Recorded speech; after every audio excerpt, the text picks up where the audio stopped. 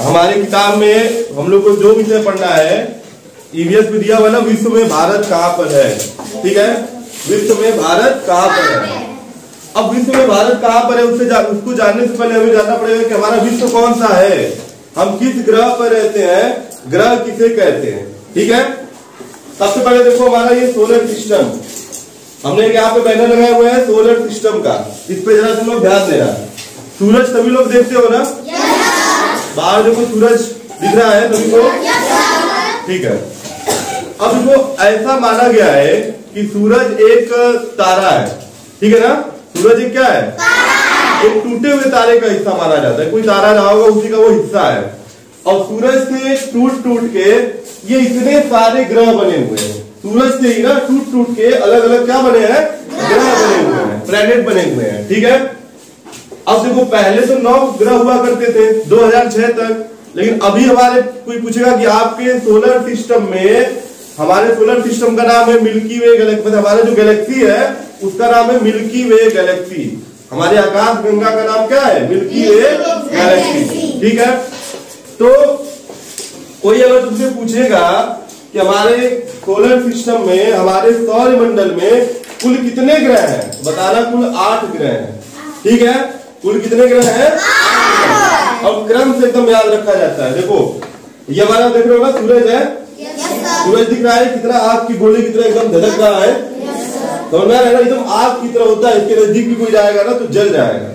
ठीक है, सूरज के सबसे करीब का जो ग्रह है उसे कहते हैं बुध, और इंग्लिश में उसको मरकरी बोलते हैं। ठीक है, फिर उसके बाद जैसे क्रम से होता है ना कि नजदीक पास नजदीक पास। ठीक है ना, जैसे कि सूरज है, उसके पास, उसके बगल में कौन है, बुध है, उसके बगल में कौन है, शुक्र है जिसको वीनस कहते हैं, उसके बगल में पृथ्वी है यानी कि अर्थ है, उसके बगल में मंगल ग्रह है यानी कि मार्स है, उसके बगल में सबसे बड़ा ग्रह, हमारे ब्रह्मांड का सबसे बड़ा ग्रह बृहस्पति है, इंग्लिश में उसको जुपिटर बोलते हैं। उसके बगल में हमारा शनि ग्रह है जिसको सैटर्न बोलते हैं। शनि का चारों तरफ गैस का छल्ला होता है, ऐसे लगता है कि अंगूठी पहना हुआ है, देखो कितना सुंदर लग रहा है। ठीक है, तो ये गैस का छल्ला होता है, चारों तरफ एक गैस का छल्ला बना होता है। उसके बगल में है अरुण जिसको यूरेनस बोलते हैं, और उसके बगल में है वरुण जिसको नेपच्यून बोलते हैं। 8 ग्रह है, सबसे नजदीक है बुध और सबसे आखिरी में है वरुण।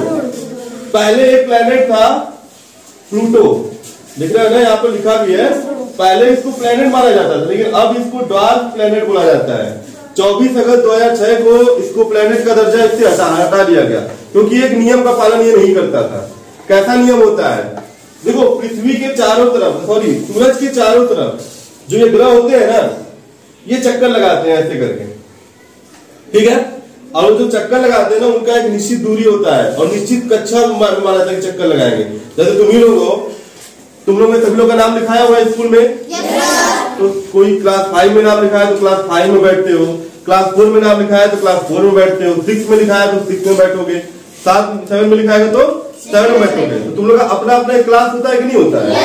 और जो बच्चों का कोई क्लास नहीं होता है, जो मतलब नाम नहीं लिखा, तो वो होता है कि वो किस क्लास में बैठेगा उसको पता होता है, नहीं पता होता है, तो कभी इधर जाता है, कभी उधर जाता है, कभी उस क्लास में जाएगा, कभी उस क्लास में जाएगा, ऐसा भी तो होता है। उसी तरह से ये प्लेनेट भी है कि सभी प्लेनेट का ना निश्चित होता है कि आपको इसी वाले लाइन में घूमना है। देख लो ना, सबके साथ लाइन बना हुआ है, अरुण के साथ भी ये लाइन है कि आपको इसी में घूमना है। उसी तरह से पृथ्वी का भी लाइन है कि आपको ऐसे ही चक्कर लगाना है। ये नहीं कि आप पृथ्वी में है तो आप शुक्र वाले में चले आएंगे, आप चक्कर लगाते लगाते चले आएंगे शुक्र की कक्षा में घूमेंगे, नहीं। सबका अपना अपना नियम होता है कि आप इस वाले में ही चक्कर लगाएंगे, ये नहीं कि आप चले आएंगे जुपिटर वाले में। प्लूटो इस नियम का पालन नहीं कर पाया, और जब इस नियम का पालन नहीं कर पाया तो उससे क्या माना गया कि आप प्लेनेट नहीं। समझ में आ रहा है कि नहीं आ रहा है, इसीलिए इसको प्लेनेट नहीं माना जाता है, क्योंकि वो अपनी कक्षा में अपने नियम के अनुसार वो नहीं चक्कर लगा रहा था सूरज के चारों तरफ। ठीक है, समझ में आया। हम किस प्लेनेट पे रहते हैं, पृथ्वी पर। ठीक है, अभी तक जितनी भी साइंटिफिक रिसर्च हुआ है, जितना पता लगाया गया है, यही पता चला है कि अर्थ ही एक ऐसा प्लेनेट है जिसपे जीवन है, जिसपे लोग रहते हैं। बाकी तुम लोग एलियन वगैरह का नाम सुने होंगे, ये एलियन होते हैं, एलियन नहीं होते हैं, लेकिन अभी ऐसा कुछ पता नहीं चल पाया है, अभी हम लोग ऐसा कुछ खोज नहीं पाए हैं।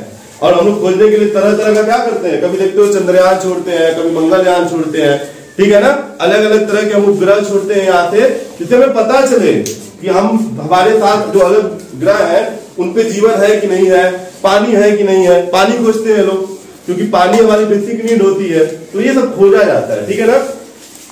नेक्स्ट देखो यहाँ पर, ये हो गया हमारा। अब देखो ये जो मून देख रहे हो यहाँ पे, चंद्रमा, ये पृथ्वी का उपग्रह है, ये पृथ्वी से बना हुआ है। जैसे ये सब इनके ग्रह है ना, और ये सब सन का ही चक्कर लगाते हैं, क्योंकि सन से ही बने हुए हैं। जब सन से बने हुए तो सन का चक्कर लगाते हैं। कोई पूछेगा कि सन के कितने ग्रह हैं, बोलोगे 8 ग्रह हैं, लेकिन पृथ्वी से बना हुआ है, उसको उपग्रह बोलते हैं। सभी प्लेनेट का अपना अपना उपग्रह होता है, ठीक है ना। जैसे पृथ्वी का एक है, मरकरी का एक भी नहीं है, पृथ्वी का एक है। पृथ्वी का एक उपग्रह क्या है, मून है। क्या है, मून है। और सबसे ज्यादा उपग्रह किसके पास है, शनि के पास है, जिसके पास 82 मून है। हमारे पास एक ही है ना, एक ही चंद्रमा हमारे पास है, शनि के पास 82 है, अभी और खोजा जा रहा है। उसी तरह से जुपिटर है, इसके पास केवल 80 है, समझ रहे हो, हमसे भी ज्यादा है। लेकिन हमारे पास कितने उपग्रह है, एक मून है, चंद्रमा, ठीक है ना, जो हमारे करीब रहता है। रात में समय देखोगे ना तो सफेद रंग का दिखता है चंद्रमा, और व्हाइट व्हाइट उस पर धब्बा होता है। तो तुम लोग के मन में रहता हो कि चंद्रमा भी कोई ग्रह है, नहीं, चंद्रमा उपग्रह है, पृथ्वी का उपग्रह है। तो हम लोग किस ग्रह पर रहते हैं, पृथ्वी पर, और हम लोग पृथ्वी के ऊपर रहते हैं, पृथ्वी के अंदर नहीं रहते हैं, ठीक है। पृथ्वी कैसा होता है, गोल होता है, गेंद की तरह, लगभग गोल होता है, माना जाता है संतरा जैसा होता है, ठीक है ना। हमारे हाथ में देख रहे हो पृथ्वी है, तो हमारे हाथ में पृथ्वी नहीं है, पृथ्वी जैसा ही एक आकृति है, पृथ्वी के बारे में पढ़ाने के लिए है ये, ठीक है ना, जिसे हम बोलते हैं ग्लोब। क्या बोलते हैं इसे, ग्लोब। ये हमारे हाथ में है ना पृथ्वी, ये इसे ग्लोब कहा जाएगा। जैसे देखो यहाँ पे पृथ्वी दिख रही है। अच्छा, अगर पृथ्वी के बारे में हमको पढ़ाना है तो हम तुम लोग को स्पेस मिले तो नहीं जा सकते कि चलो पृथ्वी पढ़ाते हैं, तो हम लोग क्या करते हैं, एक ऐसा ग्लोब बना लेते हैं जिसमें पृथ्वी के बारे में सारा चीजें, इसमें पृथ्वी में कितना पानी है, पृथ्वी में कितना देश है, ये सब इसमें छपा होता है, ठीक है। पृथ्वी अपने, देखो ये भी सीधा नहीं है, ये भी थोड़ा सा टेढ़ा है, और यहाँ पे देखो कोण लिखा हुआ है इस वाले पे, और ये 23.5 डिग्री टेढ़ा होता है पृथ्वी ऐसे।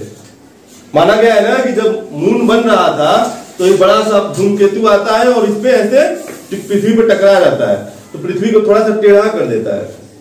मून जब बना था ना तो पृथ्वी को थोड़ा सा टेढ़ा कर दिया था और ऐसे मून बन गया था यहाँ पर, ठीक है। तो इसी वजह से थोड़ा सा टेढ़ा है, थोड़ा सा टेढ़े होने की वजह से ही यहाँ पर हमारा मौसम का परिवर्तन होता है, ठीक है। तो ये पृथ्वी दिख रहा है हमारे हाथ में, ग्लोब। कोई पूछेगा ग्लोब क्या होता है, तो बोलोगे कि पृथ्वी की एक आकृति को जो पढ़ाने के लिए इस्तेमाल किया जाता है उसी को ग्लोब कहा जाता है। ये क्या है, मानचित्र है। ये सब क्या है, मानचित्र किसे कहते हैं। देखो अब इसको, इसी चीज को अगर हम एक सादे पन्ने पे करके दिखा देंगे तो इसे मानचित्र कहा जाएगा। जैसे ये 3D में है और ये 2D में है, 2 डायमेंशन में है, ये 3 डायमेंशन में है। तो ये हमारा ग्लोब है, और इसी को अगर ऐसे करके पढ़ा जाएगा तो इसे मानचित्र कहा जाएगा, ठीक है ना। एक मानचित्र है, नक्शा है, जो भी कर सकते हैं। पृथ्वी दिख रहा है मेरे हाथ में, किस रंग का पृथ्वी दिख रहा है, रंग बिरंगी। लेकिन कौन सा रंग सबसे ज्यादा इसमें, आसमानी नीला, इसलिए पृथ्वी को नीला ग्रह भी कहा गया है। क्योंकि हमारे पृथ्वी पर, पृथ्वी का अगर 100 हिस्सा लगाएंगे हम, 100 हिस्सा यानी 100% करेंगे पृथ्वी का, तो 71% तो केवल पानी है, और 29% क्या है, यहाँ पर धरती है, जमीन है। 71% पानी है और 29% धरती है। कहने का मतलब अगर अंदाजन बात किया जाए तो 1/3 हिस्सा ही केवल धरती है, बाकी 2/3 हिस्सा क्या हो जाएगा, पानी हो जाएगा। ये स्थिति है धरती की। फिर लोग कहते हैं कि पानी की कमी क्यों है, ये भी सोचते होंगे तुम लोग। तो उस 71% में से केवल 2% पानी पीने लायक है, बाकी सारा पानी तो समुद्र में है, महासागर में है, वो पानी हम पी नहीं सकते। वो पानी जो है ना, नमक वाला पानी है, खारा पानी है, उसे हम यूज नहीं कर सकते हैं, ठीक है ना। केवल पीने वाला पानी कितना है, 2%, ठीक है, वो अलग चीज है।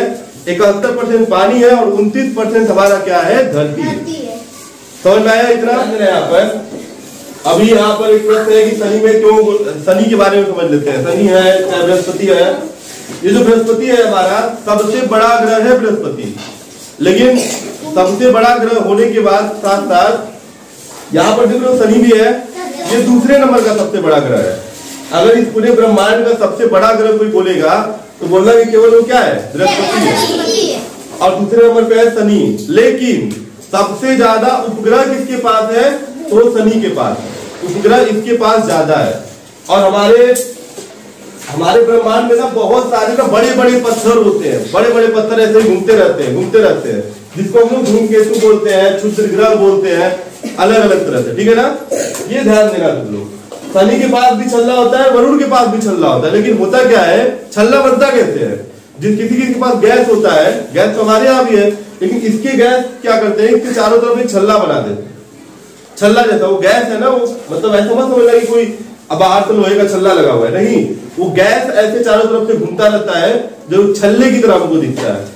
बहुत सारा गैस, जैसे बादल देखते हो तुम लोग, एक जगह पानी इकट्ठा रहता है तो बादल कितना सुंदर लगता है देखने में, वैसे ये गैस का ना छल्ला बना होता है, ठीक है, मतलब चारों तरफ से गैस इसके इकट्ठा रहती है। ये सब डिपेंड करता है इसके ग्रेविटी पे, वो आगे वाले क्लास में पढ़ोगे, अच्छे से समझ में आएगा। फिलहाल हम लोग आते हैं इस पे, हमने बताया ना 29% हमारे धरती पे जमीन है और 71% पानी है। हम लोग पानी में रहेंगे कि जमीन पे रहेंगे, जमीन पर ही रहेंगे ना, पानी पे नहीं रहोगे तुम लोग कहीं, पानी में रहने का मन नहीं ना करता है, ठीक है, तो जमीन पे रहेंगे हम लोग। अब इन जमीन का हिस्सा भी हमारा ना एक जगह पे नहीं है, अलग अलग है, ये भी ध्यान दो, एक जगह इकट्ठा नहीं है। पहले माना जाता था कि एक ही तारे में टूट टूट के क्या हो गया, अलग हो गया, पृथ्वी ऐसे घूमता रहता है ना लगातार, इसके घूमने की वजह से जमीन क्या होता है ना कि इधर इधर ऐसे सरकता जाता है, कभी एक जगह रहा होगा, लेकिन धीरे धीरे जब पृथ्वी हमेशा घूमती रहती है, हमेशा घूमती है पृथ्वी, अभी भी पृथ्वी घूम रही होगी, ठीक है ना, हमेशा वो साल में, एक साल कब होता है, जब 365 दिन होता है तो बोलते हैं ना एक साल हो गया है, तो हमेशा घूमता रहता है पृथ्वी ऐसे।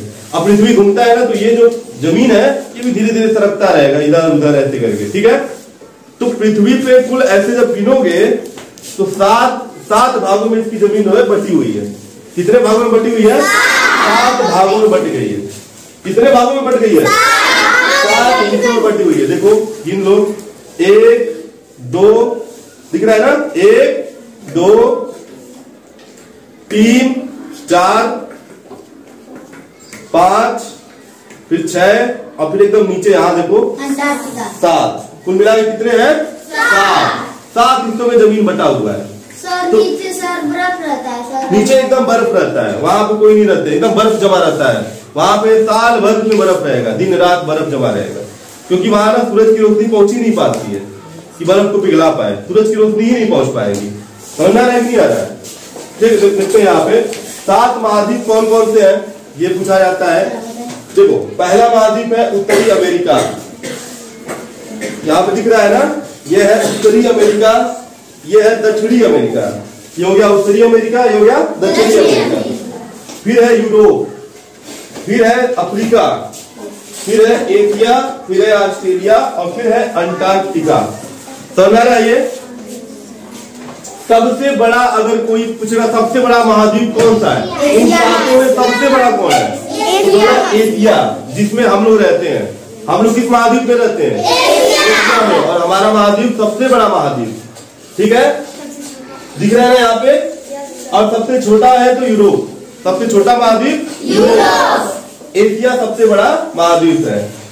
एशिया में बहुत बड़े अच्छे अच्छे देश हैं, जैसे चीन है, भारत है, रूस है, और दुनिया का सबसे ऊंचा पर्वत माउंट एवरेस्ट भी इसी पर स्थित है। ये सब तुम लोग देख के लिख लेना। महाद्वीप क्या होता है, यहाँ पर लिखा हुआ है ना कि महाद्वीप धरती पर जमीन का एक बड़ा टुकड़ा है, धरती की बाहरी परत कई प्लेटों में टूटी हुई है, जो पहले की तरह आपस में फिट हो जाते हैं। सातों महाद्वीप को आपस में जोड़ोगे ना तो एक कागज के पन्ने की तरह फिट हो जाता है, लेकिन ये टूट टूट के क्या है, सब अलग अलग ऐसे फैला हुआ है, ठीक है। तो ये चीज है हमारा, 2 प्लेट जब आपस में टकरा जाएगा ऐसे आके तो वहां पहाड़ भी बन जाता है, ऐसे भी होता है। अच्छा जैसे तुम कभी मट्टी ले लो जमीन को, बालू, और अपने हाथ से ऐसे लेके बालू आओ, ऐसे करोगे तो उस जगह पे ऊंचा ऊंचा बनेगा कि नहीं, ऐसे पहाड़ भी ऐसे ही बनता है। जब 2 प्लेट आपस में आके टकराएगा तो पहाड़ बन जाएगा। तो हम लोग किस महाद्वीप में रहते हैं, पृथ्वी ग्रह पर रहते हैं, एशिया महाद्वीप पे रहते हैं। एशिया महाद्वीप के किस देश में रहते हैं? भारत। किसमें रहते हैं? भारत में रहते हैं। एक एक करके समझ में आ रहा है ना? पहले तुम लोग सौरमंडल के बारे में समझे हो कि हम लोग सौरमंडल में क्या क्या चीजें होती हैं। ठीक है, सौरमंडल में 8 ग्रह होते हैं। उन 8 ग्रह में हम पृथ्वी पर रहते हैं। पृथ्वी पे कितने महाद्वीप हैं? 7 महाद्वीप हैं। 7 महाद्वीप में हम एशिया महाद्वीप में रहते हैं। एशिया महाद्वीप में भी बहुत सारे देश हैं। हम किस देश में रहते हैं? भारत में रहते हैं। इतना समझना है सभी को?